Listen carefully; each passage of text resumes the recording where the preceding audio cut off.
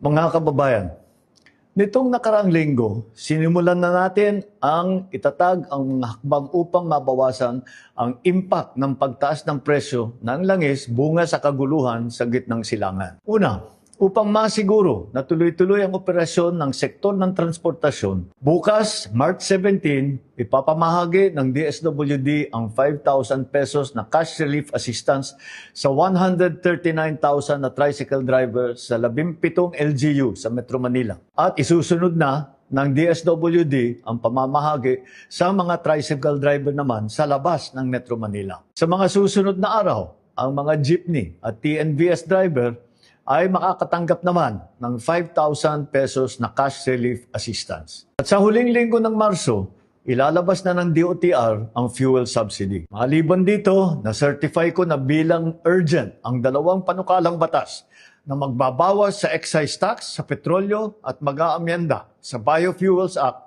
upang magamit natin ang mas murang bioethanol. Tuloy-tuloy din ang pagpapatupad ng Love Bus Program. Makakatulong po ito para makatipid sa pamasahe at gasolina ng taong bayan. Kaya't gamitin po ninyo ang libreng sakay sa Metro Cebu, Metro Davao at Metro Manila. Pangalawa, kailangan matiyak na may sapat na supply ng pagkain. Upang matulungan ang mga magsasaka at mangingisda, ipagpapatuloy ng DA, ang Department of Agriculture, ang pamimigay ng 3,000 pesos na fuel subsidy sa ating mga magsasaka. Mahigit 26,000 magsasaka ang mabibigyan nito. Para naman po sa mga mangingisda, ang BIFAR ay magbibigay sa Huwebes, March 19, ng 3,000 pesos na fuel subsidy sa higit na 26,000 mangingisda. Sisikapin din ng Department of Agriculture na ipamahagi sa Abril sa bawat magsasaka at mangingisda ang lagpas 2,000 pisong tulong mula sa Presidential Assistance for Farmers and Fisherfolk Program. Magagamit po ito ng mga magsasaka sa kanilang hanap buhay. Sinimulan na nitong Pebrero ang implementasyon ng Local Government Support Fund, yung LGSF. Sa mga nabigyan na, maaari na pong gamitin ang halagang ito upang bumili ng bigas sa ating mga magsasaka at ipamahagi sa kanilang mga komunidad. Muli, nananawagan ako sa ating mga local government unit na siguruhin wala ng pass-through fee na sisingilin. Nakarating sa akin na may ilang pang mga barangay na naniningil pa rito sa bawat sako ng palay at sasakyan.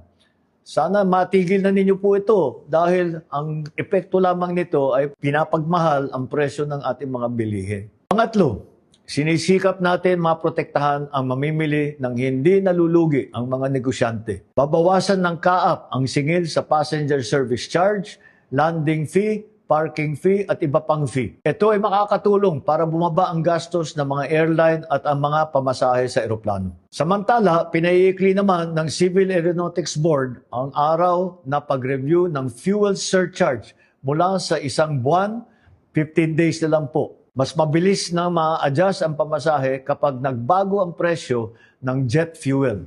Ibig sabihin, kapag tumaas ang presyo ng jet fuel, mas kontrolado ang pagtaas ng airfare.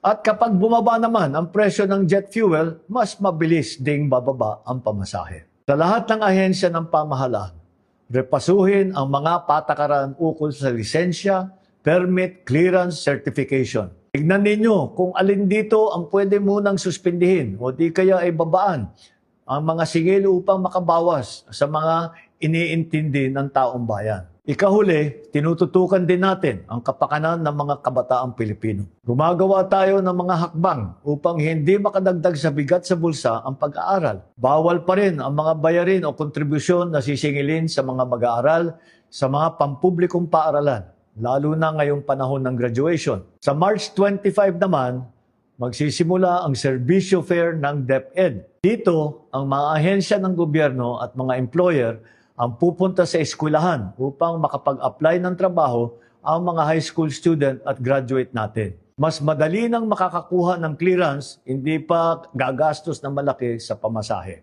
Mga kababayan, ngayon, higit kailanman, kailangan natin ang pagtutulungan ng bawat isa.